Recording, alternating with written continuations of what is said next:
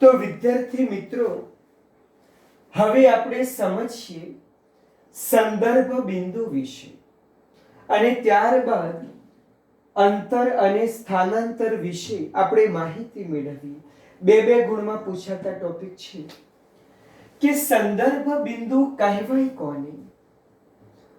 સંદર્ભ બિંદુ કહેવાય કોને? ચલો પહેલા એક ઉદાહરણને સમજીએ. એમ કહીએ,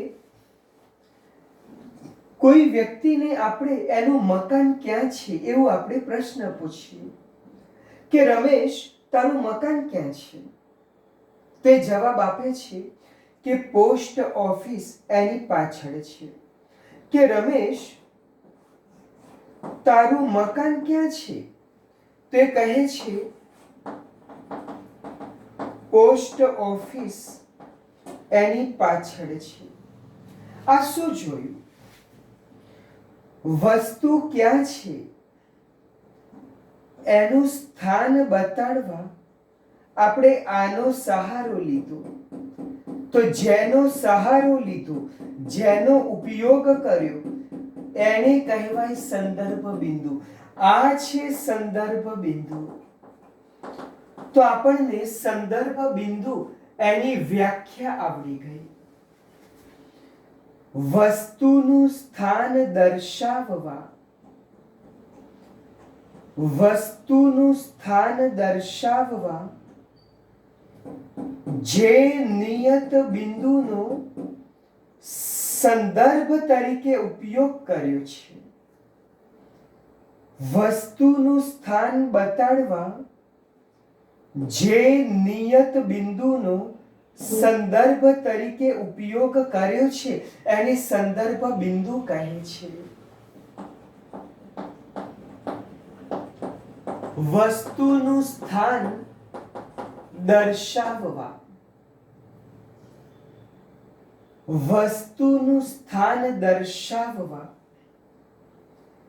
જે નિયત બિંદુનો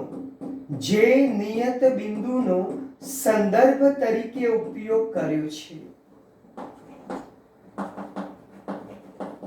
જે નિયત બિંદુનો સંદર્ભ તરીકે ઉપયોગ કર્યો છે, તે નિયત બિંદુને સંદર્ભ બિંદુ કહેવાય. વસ્તુનું સ્થાન બતાડવા જે નિયત બિંદુનો સંદર્ભ તરીકે ઉપયોગ કર્યો છે એ નિયત બિંદુને સંદર્ભ બિંદુ કહેવાય. ચલો ફરી પાછું આ જ ઉદાહરણ બે જુદી જુદી રીતે આપણે ચર્ચા કરીએ. આપણે એક પ્રશ્ન પૂછીએ છીએ પણ બે વ્યક્તિ એના બે જુદા જુદા જવાબો આપે છે.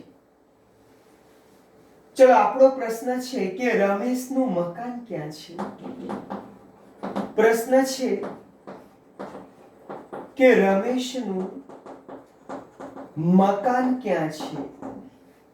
ચલો એક વ્યક્તિ જવાબ આપે છે કે પોસ્ટ ઓફિસ ની પાછળ છે. બીજો વ્યક્તિ જવાબ આપે છે કે રામજી મંદિર ની બાજુમાં છે. પ્રશ્ન એક જ છે અને બે જુદા જુદા વ્યક્તિએ બે જુદા જુદા જવાબ આપ્યા અને બંને જવાબ સાચા છે. પણ શું કહેવાય? રમેશનું મકાન બતાડવા એક વ્યક્તિએ પોસ્ટ ઓફિસનો સહારો લીધો, માટે એના માટે પોસ્ટ ઓફિસ કહેવાય સંદર્ભ બિંદુ. રમેશનું મકાન બતાડવા બીજા વ્યક્તિએ મંદિરનો સહારો લીધો તો આ મંદિર કહેવાય સંદર્ભ બિંદુ. કે અહીં પહેલા વ્યક્તિ માટે પોસ્ટ ઓફિસ તો બીજા વ્યક્તિ માટે રામજી મંદિર સંદર્ભ બિંદુ છે.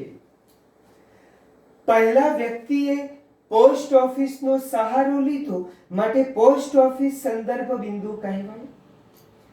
બીજા વ્યક્તિએ મંદિરનો સહારો લીધો માટે એના માટે મંદિર સંદર્ભ બિંદુ કહેવાય.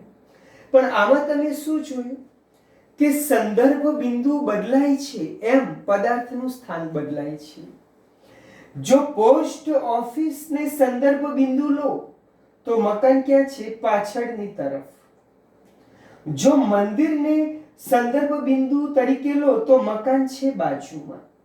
એટલે કે સંદર્ભ બિંદુ બદલાય છે તેમ પદાર્થનું સ્થાન પણ બદલાય છે.